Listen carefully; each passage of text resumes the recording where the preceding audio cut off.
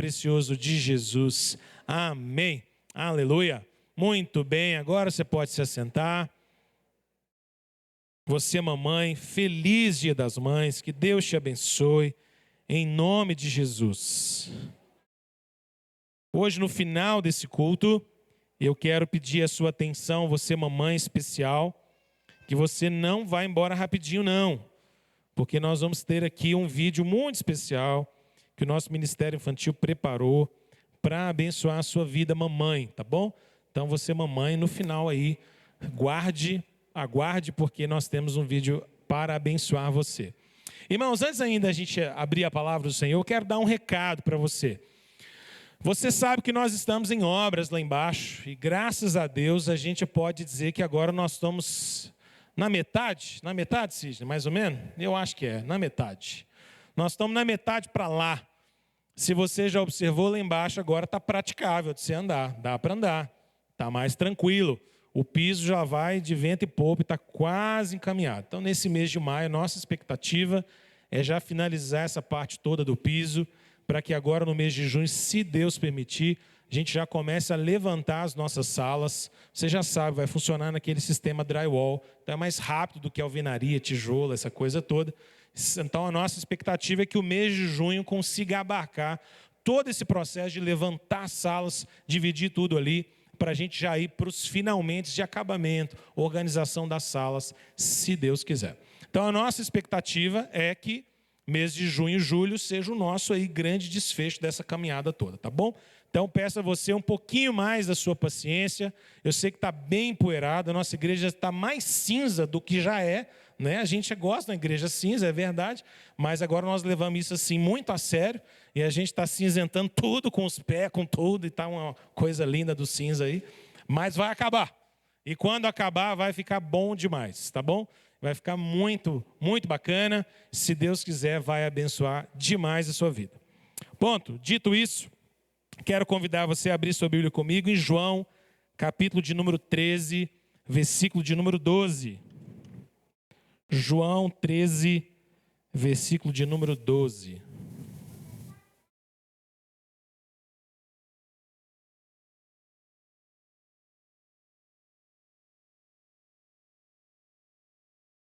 João 13, versículos 12 a 17. Hoje quero falar para você sobre o tema família, um lugar de amor e serviço. Família, um lugar de amor e serviço. Para que nós possamos meditar um pouco sobre isso nesse mês da família, eu quero convidá-lo a ler comigo os versículos 12 a 17 de João, capítulo de número 13. Todos encontraram? Vamos juntos em uma só voz? Você pode ler comigo? Se você tem a revista atualizada, leia comigo da sua Bíblia, se não acompanhe na tela, para termos uma mesma versão. Vamos todos em uma só voz? Depois de lhes ter lavado os pés, tomou as vestes e, voltando à mesa, perguntou-lhes: compreendeis o que vos fiz? Vós me chamais o Mestre e o Senhor, e dizeis bem, porque eu o sou. Ora, se eu, sendo o Senhor e o Mestre, vos lavei os pés, também vós deveis lavar os pés uns dos outros. Porque eu vos dei o exemplo para que, como eu vos fiz, façais vós também. Em verdade vos digo que o servo não é maior do que o seu senhor, nem o enviado maior do que aquele que o enviou. Ora, se sabeis essas coisas, bem-aventurados sois se as praticardes. Vamos ler de novo o versículo 15, agora com bastante força na nossa voz.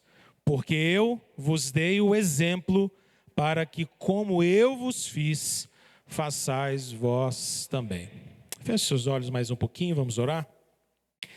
Deus bendito, nós te damos graça nessa noite, e agora que nós lemos a tua palavra e nela nós vamos meditar, nós rogamos ao Senhor, Deus, que o Senhor possa trazer clareza de entendimento a nós, abrir os olhos do nosso coração, falar-nos, ó Deus, a tua verdade por meio da tua palavra.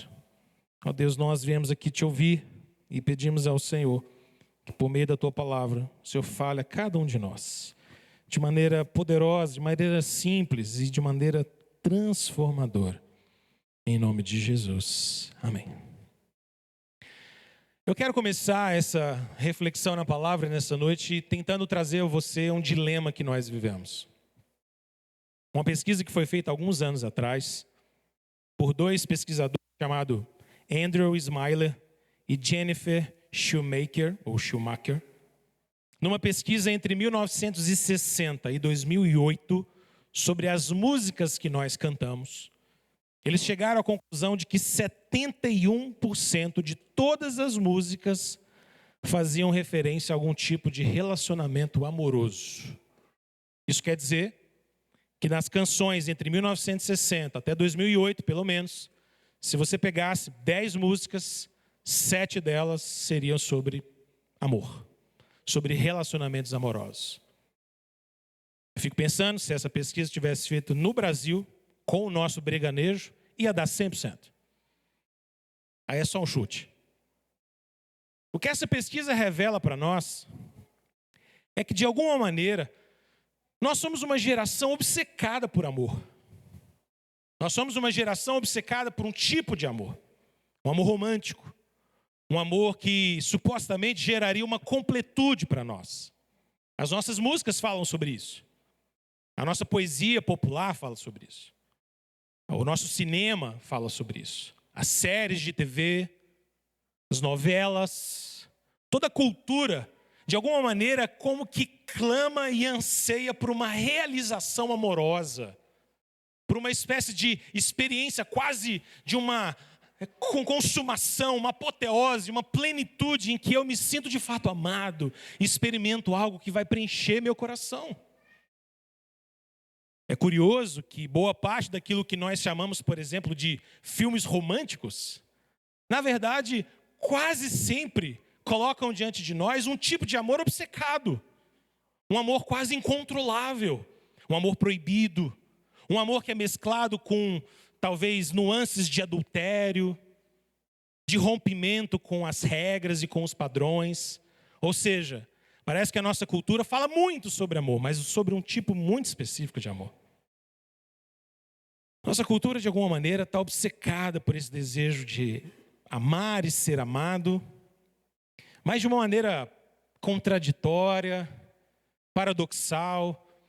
A gente percebe que, embora nosso mundo fale tanto sobre amor, cada vez mais os relacionamentos estão fraturados, quebrados, feridos, exatamente por um tipo de amor egoísta.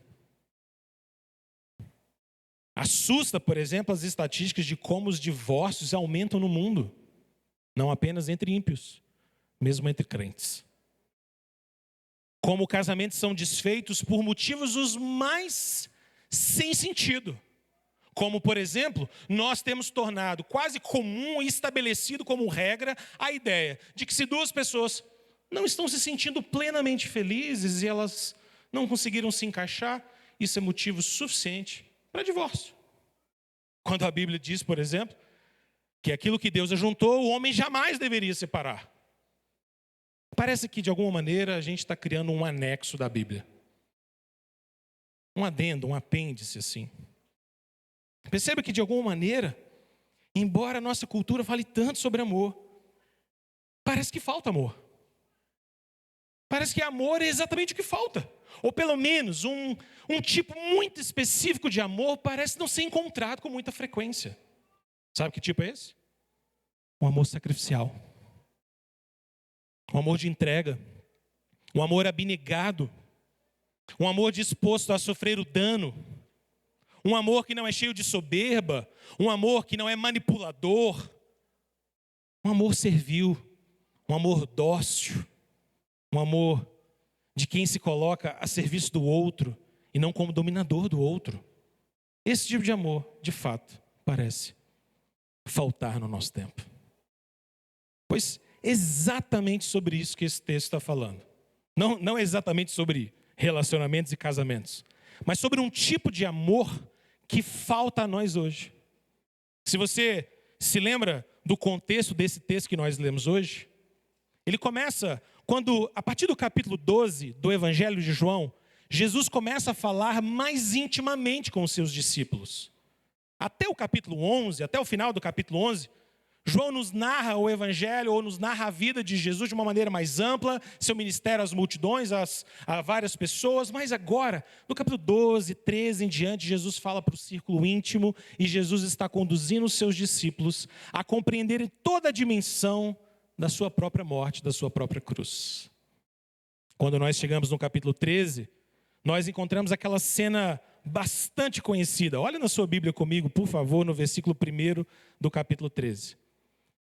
O texto nos lembra de como Jesus estava com os seus discípulos pouco antes da festa da Páscoa, numa comemoração anual entre o povo judeu. E Jesus sabia que era chegada a sua hora, de que ele ia passar deste mundo para o Pai. E Jesus então amou os seus discípulos que estavam no mundo e os amou até o fim. E agora Jesus prepara esse momento, essa ceia, esse banquete com o qual ele vai partilhar com os seus discípulos. E ali, naquele lugar, naquele encontro da ceia, a palavra de Deus nos diz que Jesus se levanta, versículo 4, tira sua vestimenta de cima, toma uma toalha, cinge-se com ela, deita água na bacia e passa a lavar os pés dos seus discípulos. Sem dúvida nenhuma, você sabe que essa é uma das cenas mais lindas que a gente encontra no Evangelho.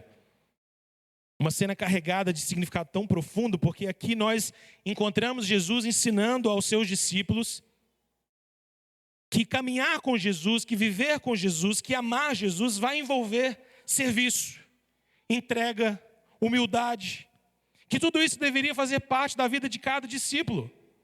Jesus, que os amou e os amou até o fim, testemunhava os seus próprios discípulos aqui, à medida que lavava os seus pés, que o verdadeiro amor é sempre marcado por serviço. O capítulo 13 começa dizendo que Jesus os amou e os amou até o fim. De que o amor de Jesus pelos seus discípulos era real, é verdadeiro. Um amor tão real, tão poderoso, de dar a sua própria vida em favor deles. Mas Jesus queria deixar claro, queria ensinar a Pedro, queria ensinar aos 12, que amor verdadeiro é sempre marcado por serviço. Você sabe que Jesus lavar os pés dos discípulos aqui, na verdade, era apenas um exemplo na direção de um exemplo ainda maior que Jesus daria. Porque mais adiante nesse evangelho, Jesus não apenas ia se despir da sua roupa de cima, mas Jesus ia se despir de toda a sua glória, sendo pendurado no madeiro por eles. Mais tarde nesse evangelho, Jesus não iria lavá-los apenas com água para tirar a poeira de pessoas que viviam numa cultura em que você chegar numa casa com os pés empoeirados exigia você lavá-los, mas Jesus ia lavá-los com o seu próprio sangue de toda injustiça e de todo pecado. Os discípulos deviam entender então, irmãos, que o verdadeiro amor sempre envolve abnegação, sempre envolve entrega e sempre envolve doação. O que a Bíblia diz sobre amor? O que esse texto e a palavra de Deus nos revela sobre amor? Eu queria te chamar a atenção para 3 pontos em especial aqui. O primeiro deles é de que a palavra de Deus deixa muito claro para nós de que o amor de fato tem uma posição sublime na visão bíblica. O amor é essa virtude primária, essa virtude essencial. O amor jamais acaba, como Paulo vai dizer em 1 Coríntios 13. Afinal de contas, a própria Escritura diz que Deus nos amou com amor eterno. E o amor de Deus é um amor assim, como que não tem início e não tem fim, porque ele é eterno. Não existe um dia em que Deus começou a te amar, e nem existirá um dia em que Deus deixará de te amar, porque o amor de Deus é eterno, como diz Jeremias, capítulo 31, verso 3. Com amor eterno eu te amei, e por isso com benignidade ou bondade eu te atraí. O amor de Deus é eterno. A palavra de Deus também deixa muito claro para nós de que Deus nos amou, e nos amou de tal maneira que Ele deu provas desse amor através do seu Filho. E aí eu te faço lembrar daquele texto que certamente você sabe de cor, João 3,16. Porque Deus amou o mundo de tal maneira que deu seu Filho unigênito para que todo o que nele não pereça, mas tenha a vida eterna. Deus nos amou com amor eterno, e Deus nos amou de tal maneira que nos deu o seu próprio Filho. Irmãos, entenda, Deus é a fonte sublime, final de todo amor, porque no final das contas, como diz 1 João 4,16, Deus é amor. Deus é amor. Mas além disso, além do fato de que o amor tem essa posição central e sublime, a palavra de Deus também nos ensina uma segunda verdade sobre o amor. A Bíblia nos ensina muito claramente, e esse texto coloca isso diante dos nossos olhos, de que a essência, o coração, o cerne do verdadeiro amor é sempre a abnegação, entrega e autossacrifício. Se eu estou diante de um amor verdadeiro, o que eu vou encontrar ali é entrega, é doação, é sacrifício de si. No versículo 14 de João 13, Jesus diz: ora, se eu, sendo o Senhor e o Mestre, vos lavei os pés, também vós deveis lavar os pés uns dos outros. A conversa que Jesus tem é: vocês entenderam o que eu vos fiz aqui? Vocês entenderam por que nós chegamos nessa casa e eu deitei água numa bacia, coloquei uma toalha ao redor da minha cintura e lavei os pés de cada um de vocês, sendo que esse trabalho deveria ser do menor, sendo que esse trabalho deveria ser de alguém que estaria a nosso serviço nessa noite? É para que vocês entendam que o verdadeiro amor é servil, e que o maior no reino dos céus é aquele que serve, e de que o Filho do Homem não veio para ser servido, mas para servir a muitos e dar a sua vida por eles. Jesus está colocando ante os nossos olhos, e primeiro daqueles discípulos, de que mesmo ele sendo o mestre, e mesmo ele sendo o Senhor, e isso era verdade a seu respeito, ainda assim ele lavou os pés dos seus discípulos. Eu gosto da maneira como Jesus coloca isso. Ele diz no versículo 13, olha na sua Bíblia: vocês me chamam de mestre e de o Senhor. Ótimo que vocês façam isso, porque eu sou mesmo. Eu sou mesmo. Mas Jesus precisa corrigir no versículo 14 uma compreensão errada. Porque na cabeça nossa, na reflexão dos homens, se alguém é mestre e alguém é senhor, então não pode servir. E Jesus tem que consertar isso no versículo 14, dizendo: olha, eu mesmo sendo mestre, eu mesmo sendo Senhor, vos lavei os pés, para que vocês façam a mesma coisa. Lavem também os pés uns dos outros. Irmãos, entendam. A essência do verdadeiro amor é a abnegação, é entrega e serviço. Jesus está ensinando os seus discípulos aqui que não há como nós falarmos em verdadeiro amor se nós não estivermos falando em entrega, em autossacrifício, em doação, em tirar de sobre nós a nossa capa, nos despimos, nos revestimos da servidão, da entrega, da doação, e lavamos os pés uns dos outros. O verdadeiro amor envolve serviço. Jesus mesmo deu a sua vida em resgate de muitos. Mas há uma terceira lição que salta aos nossos olhos aqui. Essa terceira lição é de que o verdadeiro amor, além de envolver autossacrifício, envolve especificamente, eu queria que você guardasse essa ideia, humildade e serviço. Você pode pensar: mas esse terceiro ponto é muito parecido com o segundo, e eu vou admitir, realmente é. Mas eu quero separá-lo só para você entender de que se o amor por um lado envolve autossacrifício, doação e abnegação, o verdadeiro amor também envolve serviço, que é colocar essa doação, essa abnegação em prática. É colocar essa doação, esse autossacrifício na prática, na vivência, no dia a dia, na expressão. O que eu quero dizer é que Jesus podia ter entrado na ceia e feito um discurso sobre humildade. E já seria extraordinário, você não concorda? Seria maravilhoso. Ele podia ter assentado e deixado, por exemplo, talvez um dos discípulos lavar os pés de todos. Ok, a cena não nos pareceria nem um pouco estranha. Jesus se assentava, todo mundo de pé lavado. Talvez um dos discípulos ali tivesse feito às vezes de lavar, ou tivessem talvez dividido a tarefa. Talvez os filhos de Zebedeu, por exemplo, tivessem pulado na frente: deixa que a gente lava. Uma coisa assim. E aí Jesus podia ter sentado e feito um grande discurso sobre humildade e sobre a cruz. Mas Jesus fez mais do que discurso. Jesus tirou a capa, amarrou um pano na cintura, deitou água numa bacia e chamou pezão por pezão. Vem cá, chulapa, vamos lavar pé por pé. Pensa nos pés que devia ser miserável de feio. Pé de poeira, pé de andação. A turma andava muito.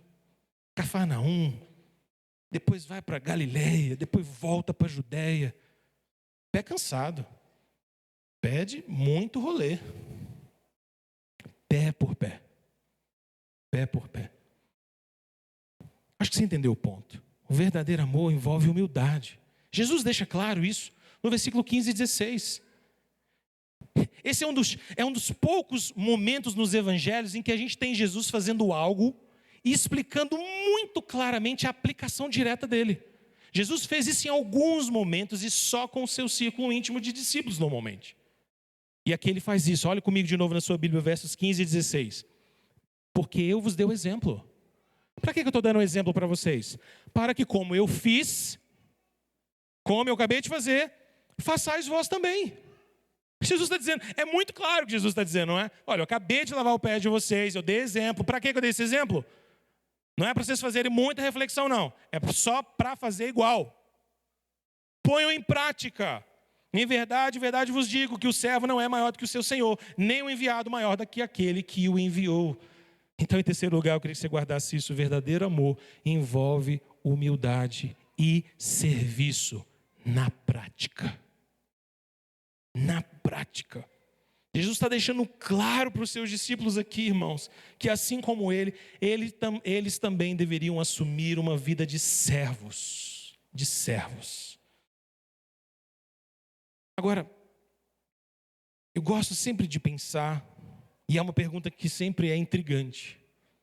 Por que sabendo isso, por que reconhecendo eu e você de que o amor tem uma posição sublime, de que a essência do verdadeiro amor é abnegação, entrega e autossacrifício, por que sabendo que o verdadeiro amor envolve humildade, prática servil, por que ainda nos falta esse tipo de amor? Por que é que os nossos relacionamentos estão tão fraturados? Por que as nossas relações na igreja, no convívio do trabalho, em especial nesse mês eu quero chamar a sua atenção, em casa, por que é que os nossos relacionamentos estão tão frágeis? Por que é que sobra e abunda esse amor romantizado, esse amor de completude, de mais de 70% das nossas canções e nos falta amor servil? Por quê? Deixa-me te dar 3 pistas para isso. De por que nos falta isso? Primeira pista é de que parece óbvio para nós de que o pecado nos tornou e nos torna egoístas demais. E nós sempre vamos considerar mais agradável sermos servidos do que servir. O pecado ele é parasitário no nosso coração, irmãos. O pecado é um parasita. O pecado ele drena a nossa vida. O pecado nos faz fugir da vontade de Deus. Ele corrompe a direção do nosso coração. E uma coisa que de fato o pecado faz comigo e com você, e tem um potencial destrutivo de fazer sobre nós, é nos tornar egoístas demais. É mover o nosso coração para um desejo gigantesco, incontrolável, de sermos agradados o tempo inteiro, de sermos servidos por todas as pessoas e evitarmos a qualquer custo servirmos a outros. O pecado é que torna para nós gostoso, palatável, essa ideia de gente a meu serviço, de gente fazendo coisa para mim, de gente fazendo coisas para me agradar. E nós nos tornamos, no final das contas, pessoas egoístas. Esse tipo de egoísmo, ele se manifesta dentro da nossa casa e destrói os nossos relacionamentos. Pense comigo. Boa parte dos conflitos que existem entre casais se dão por causa do egoísmo do nosso coração. É por causa de egoísmo, é por causa de dureza. É por querer as coisas todas do meu jeito. É por querer ser agradado e não agradar. É porque eu quero ser servido e não quero servir ninguém. A gente vai conversando e vê casais que passam por lutas e tribulações, e gente que se divorcia, e famílias que se quebram. E quando você vai lá dentro, olhar na lente fina, mais pertinho, o que está por trás de toda a raiz de pecado ali? Egoísmo, egoísmo, egoísmo. Fazer a vida do meu jeito, tocar as coisas do meu jeito, me aventurar na vida do meu jeito. Esse casamento que não me satisfaz. Esse casamento que não traz alegria para mim. Essa família que não é do meu jeito, do jeito que eu queria. Esse é o tipo de amor egoísta. Talvez seja tão difícil para nós aceitarmos a verdade de Deus sobre o amor, porque o pecado nos tornou egoístas demais e nós estamos o tempo inteiro querendo ser servidos e não servir. Segunda pista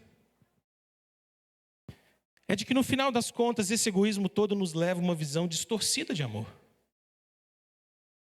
E essa visão distorcida de amor, ela é marcada por um certo narcisismo. É uma visão distorcida cujo aspecto do serviço, da entrega, foi abolida. E obviamente isso é muito próximo do primeiro ponto, e a ideia aqui é só chamar a sua atenção para o fato de que se o pecado nos tornou egoístas, esse egoísmo nos fez ficarmos cada vez mais apaixonados com o nosso próprio coração.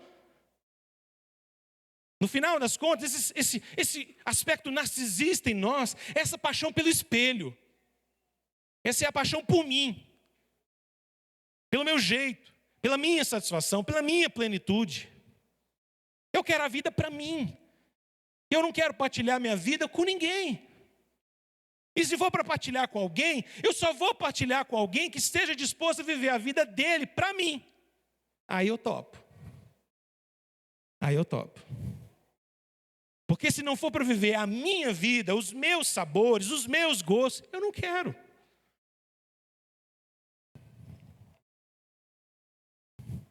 Pense como é comum nós ouvimos hoje pessoas dizerem que vale a pena destruir uma família porque eu não sou feliz. Então quer dizer que não importa destruir a harmonia familiar e, consequentemente, a alegria e a paz de todas as outras pessoas da família porque eu não estou feliz. O restante, pouco importa, porque a minha felicidade é mais importante. Isso é no mínimo estranho, irmãos. Me assusta como, por exemplo, hoje, nós cristãos deveríamos ser o povo que mais promove a alegria de termos filhos. Hoje é dia das mães. Nós deveríamos ser marcados por gente que fala em alto bom som: filhos são herança do Senhor, ponto final. Nós deveríamos ser um povo que celebra a geração de filhos, que quer ter filhos. Qual o discurso que nós incorporamos na nossa mentalidade contemporânea? Filhos são? Não, filhos são não. Filhos dão? Completa a frase. Trabalho. Essa mentalidade é uma mentalidade mundana, não é cristã. Filhos dão trabalho. Trabalho por quê? Porque, na verdade, eles vão me atrapalhar de fazer o quê? Fazer minhas viagens. Que eu quero conhecer o mundo antes de ter filho. Filhos são distrações. Filhos custam caro. Filhos fogem do meu planejamento de orçamento. Filhos dão um trabalho danado. Como é que eu vou visitar o mundo inteiro? Como é que eu vou para a França? Se eu tenho muito menino, não consigo pagar tanto avião para tanto menino. Não consegue mesmo, não. Aí você vai ali em Lagoa Santa visitar a Torre Eiffel. Tem uma torre lá, chama Eiffel. Irmãos, quando a Bíblia fala que Satanás é astuto, que o mal é astuto, deixa eu explicar uma coisa para você. Batalha espiritual normalmente não é guerra de bicho-papão, não, irmãos. Satanás não é tão bobo assim. Tá, se Satanás fosse um bichão e chegasse e falasse, a gente ia saber, o capeta. Sai em nome de Jesus, pronto. Você pula fora dele. Mas quando ele é sutil, você não vê. Quando ele corrompe só um detalhe da nossa maneira de enxergar o mundo, você não percebe. Você não percebe. A gente começa, por exemplo, a achar que aborto é uma coisa correta. Meu corpo, minhas regras. Não. Não. O bebê que está no ventre de uma mãe não é um pedaço do corpo dela. O bebê que está no ventre de uma mãe é outra pessoa. A pessoa mais indefesa que existe no planeta Terra é um bebê. Deveria ser a pessoa que nós mais nos dispomos a proteger com todas as nossas forças inimagináveis. Porque não existe nenhum ser humano tão indefeso quanto um bebê no ventre materno. Nenhum. Todo aborto é um assassinato de bebês. Todo aborto. Por mais duro que seja, eu sei, existem casos duros demais, duríssimos, em que a gente precisa fazer todo o nosso esforço para guardar as nossas mulheres, aquelas que sofrem, que passam por abuso, e guardá-las e protegê-las e assisti-las e pastoreá-las. A gente tem que fazer isso, mas eu não posso resolver o mal com um mal ainda pior. Irmãos, nós nos tornamos uma cultura tão distorcida, tão narcisista, tão cheia de si mesma, tão ensimesmada, que parece que a vida se tornou sobre nós. É sobre minha promoção. Todo mundo tem que ter sucesso.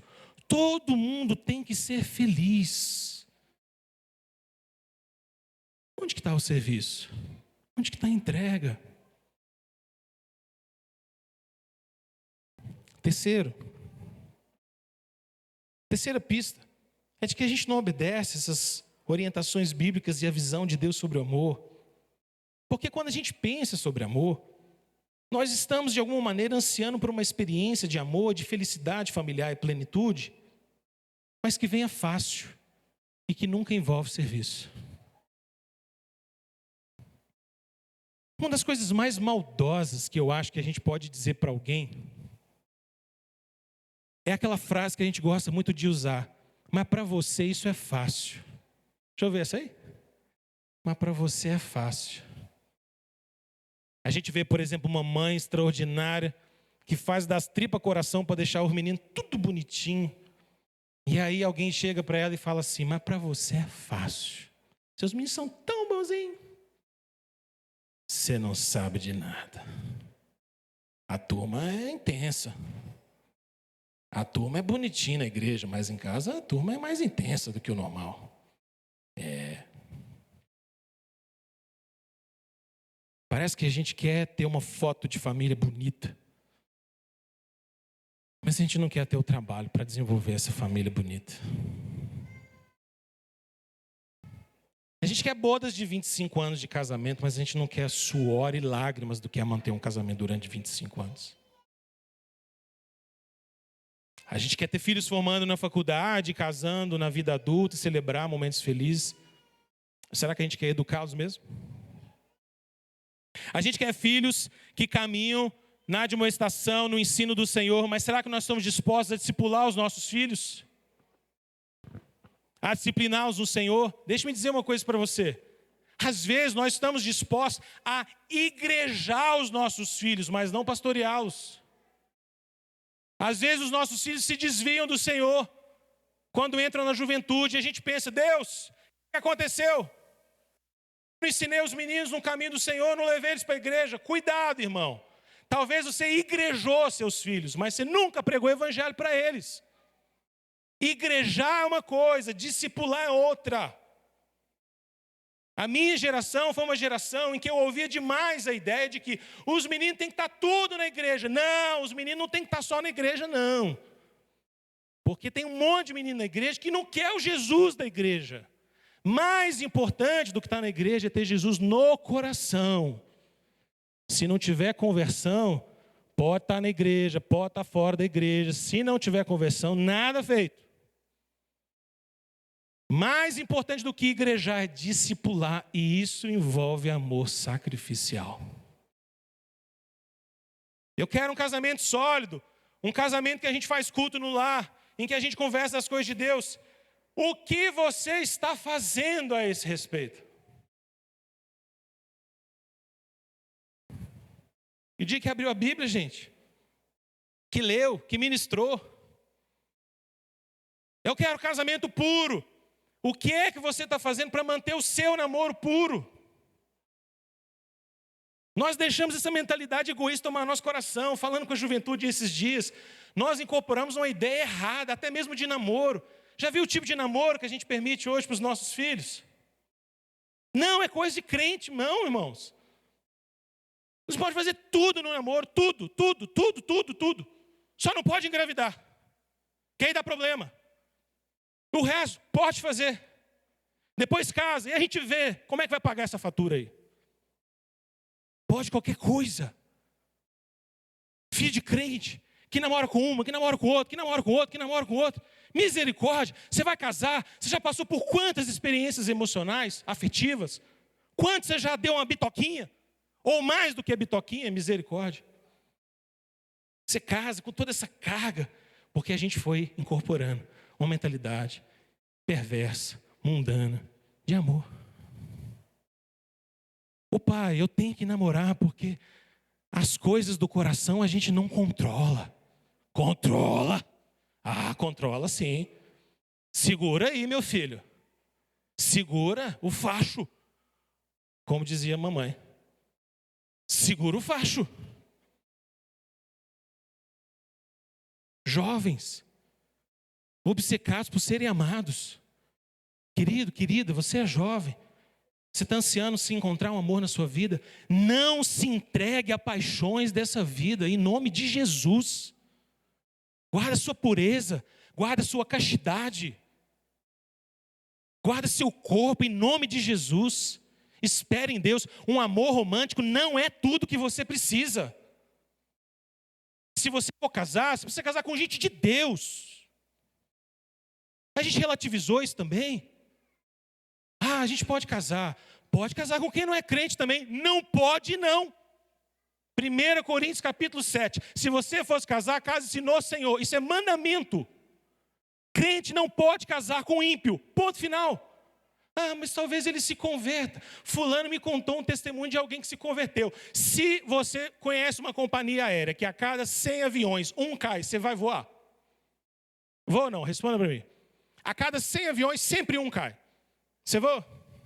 Sim ou não? Não! Se você voar, você é muito doido. Muito, muito doido.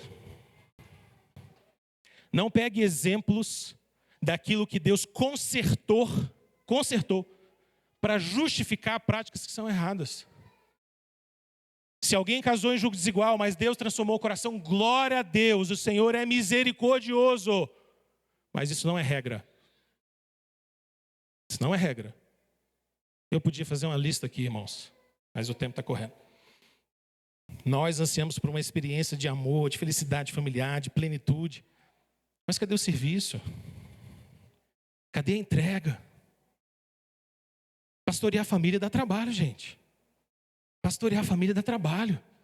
Homem, você acha que você vai conseguir ser líder do seu lar fácil? Não, meu amigo. Vai te dar trabalho. Você precisa ler sua Bíblia mais do que sua família. Você precisa dominar a palavra de Deus. Você precisa comprar um livro de teologia básico para você começar a saber falar os negócios certinho. Você precisa orar. Você precisa interceder. Você precisa acordar de madrugada e orar para os seus filhos. Quer cultivar uma família saudável, esposa? Quer que seu marido seja uma bênção? Seja bênção você também.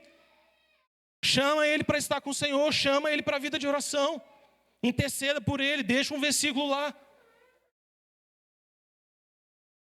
Irmãos, nós precisamos entender que verdadeiro amor sem serviço não funciona. Não funciona. Deixa eu caminhar com vocês. Mas bem, eu não quero que você saia daqui só com esses problemas. Como é que Jesus resolve isso tudo? E Jesus resolve. Jesus resolve tudo. A palavra de Deus nos mostra que Cristo nos serviu de uma maneira tão redentiva, tão plena, que Ele se deu por nós. Jesus foi muito mais baixo, ou muito mais para baixo, do que simplesmente lavar os pés dos seus discípulos. Jesus nos lavou dos nossos próprios pecados. E aí a minha família e a sua família que tem fraturas, a minha história e a sua história que tem problemas, a minha biografia e a sua biografia, ou a história do nosso lar, que é cheio de dificuldades, Ele pagou por todas essas dificuldades e pecados. Marcos 10, 45, pois o próprio Filho do Homem não veio para ser servido, mas para servir e dar a sua vida em resgate por muitos. Irmãos, Jesus se deu de maneira servil por nós, não apenas para nos livrar de poeira do pecado. Jesus nos lavou com seu próprio sangue. Além disso, Jesus se deu por nós para nos libertar, a fim de que eu e você possamos seguir os seus passos. Lembra de Gálatas 5,13? Porque vós, irmãos, fostes chamados à liberdade.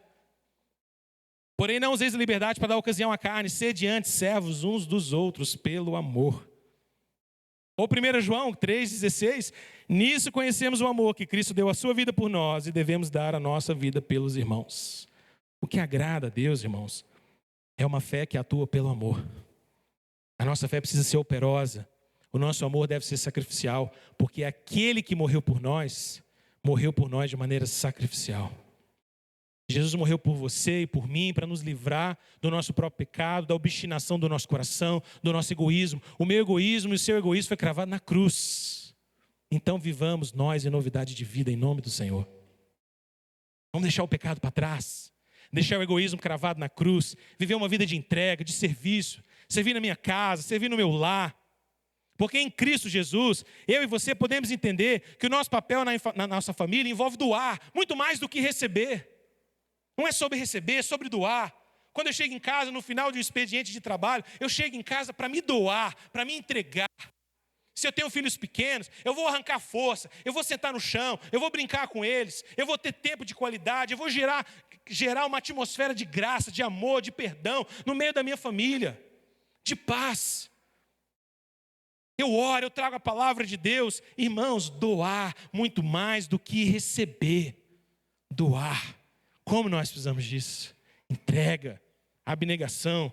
Toma meu tempo, toma minha vida, toma minha energia. Eu quero te servir. Eu quero me doar por você. Talvez o seu casamento, você está ouvindo aqui, isso que eu estou te dizendo, o seu casamento não esteja bem.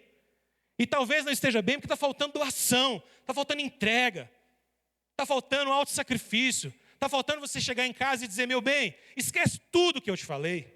Porque aquilo que eu te falei nasceu de um coração cheio de egoísmo. Me perdoa, me dá a chance de começar de novo. De cada 10 palavras que nasceram no seu coração no momento de raiva, filtre, irmão. Provavelmente umas 9 delas são puro egoísmo. Filtra, coloca diante da cruz, crava no Calvário, em nome de Jesus. E só fala umas que sobrar, se ela for boa. Se não for boa, fica calado, que é até melhor.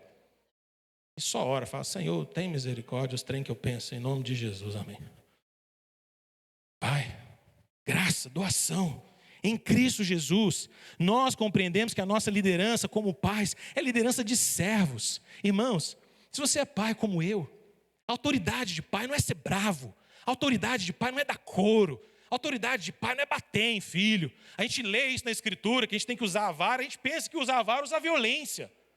O que muitos pais fazem não é corrigir seus filhos com vara, é expressar o seu ódio e a sua violência na cara dos seus próprios filhos. Disciplinar filhos com vara é disciplina no Senhor, começa com oração, começa com temor, começa com domínio próprio. Não é sair espancando os meninos, não. Dominar o nosso coração, a autoridade de um pai, de uma mãe no seu lar, é autoridade espiritual sobretudo. Jesus é o mestre e o Senhor, e Jesus manifesta a sua autoridade lavando os pés dos seus discípulos. A autoridade de pai em casa é serviço, é entrega, é doação. Se você é papai e sumo sacerdote, você tem que olhar para sua conta bancária e falar assim, cara, de 10 que eu ganho, 9,99999 é tudo para a família. E o restinho que sobrou, de vez em quando, a mulher compra uma roupa para mim para eu andar bonitinho. Glória a Deus. Entrega, doação. Em Cristo, nós podemos entender que a harmonia do nosso lar, preste atenção nisso, eu estou acabando. A harmonia do nosso lar virá quando existir entre nós um amor de entrega, perdão, evangelho e graça. Sabe o que as nossas famílias mais precisam? De regra? Não. Não é regra. Que as nossas famílias mais precisam de couro? Não. Que as nossas famílias mais precisam de técnicas de performance? Não. Que as nossas famílias precisam de evangelho. De evangelho. Prega o evangelho na sua casa, em nome de Jesus. Prega o evangelho para os seus filhos. Não deixemos os nossos filhos, a nossa próxima geração, crescer neurótica sobre religião. Nossos filhos acharem que eles têm que ser perfeitinhos demais para agradar a outras pessoas e no final das contas agradar a Deus e serem salvos. Não, prega o evangelho para os seus filhos. Ensina a sua casa que o evangelho é pela graça, é a graça de Jesus, e nós somos falhos, pecadores, nós vamos errar e erramos, e os erros fazem parte da nossa vida como pecadores, mas nós temos o sangue de Jesus que nos redime de todo o pecado, de toda impureza. Pregue a graça, pregue o evangelho. Quando tiver conflitos entre o casal, pais e filhos, filhos entre eles, os irmãos, ao invés de lei, ao invés de regra, ao invés de dureza, ao invés de puxão de orelha, ao invés de palavras altas, ao invés de gritar, esbravejar, evangelho. Evangelho. Porque o evangelho é o poder de Deus para salvar.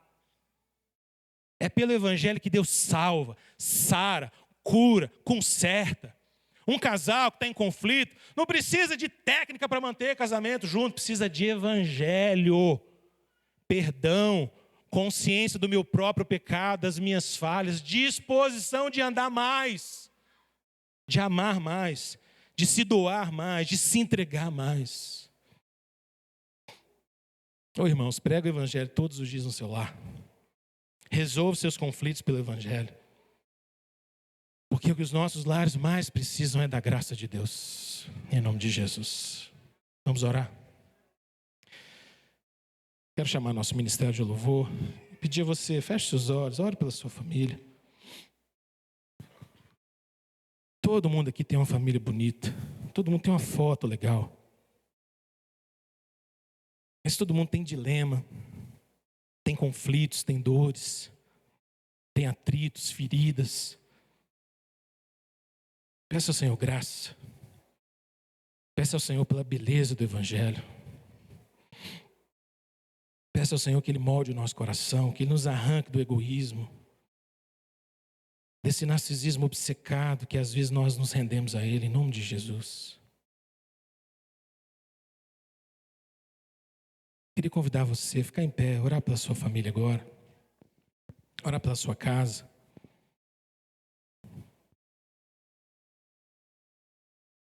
Se estiver pertinho aí, abraça a turma. Se não estiver pertinho, traz na sua memória. Peça ao Senhor agora, Deus, o Senhor conhece nossas lutas e o que nós ouvimos aqui essa noite se aplica a todos nós em alguma medida. Tem misericórdia de nós, derrama sobre nós a Tua graça, o Teu amor, o Teu perdão. Cura-nos, ó Deus. Cura nossos lares, Senhor. Nós não queremos ter lares desfacelados pelo poder do mal, pelas trevas. Senhor, nós rejeitamos divórcio no nosso meio. Pedimos ao Senhor, livra-nos disso, Senhor. Livra-nos dessa praga maldita do inferno. Mantém nossas famílias de pé, Senhor. Livra os nossos filhos do mal. Livra os nossos casais de namorados e noivos, ó Deus, da perversidade sexual. Em nome de Jesus, traz pureza sobre eles. Traz um temor santo, temível do Senhor, em nome de Jesus. Guarda a relação, Deus, dos pais com seus filhos. Ó Deus, que não haja entre nós nenhuma intriga, nenhuma dor, nenhuma ferida, nem traumas, coisas não tratadas. Deus, que haja perdão, que haja bondade. Tira a violência dos nossos lares, violência simbólica, violência nas palavras, violência física. Traz o espírito de mansidão, de domínio próprio, da correção moldada e temperada pela graça do Senhor. Tira de nós, ó Deus, toda essa neurose religiosa, o desejo de agradar a outros, esse anseio perfeccionista de parecer alguma coisa que nós não somos.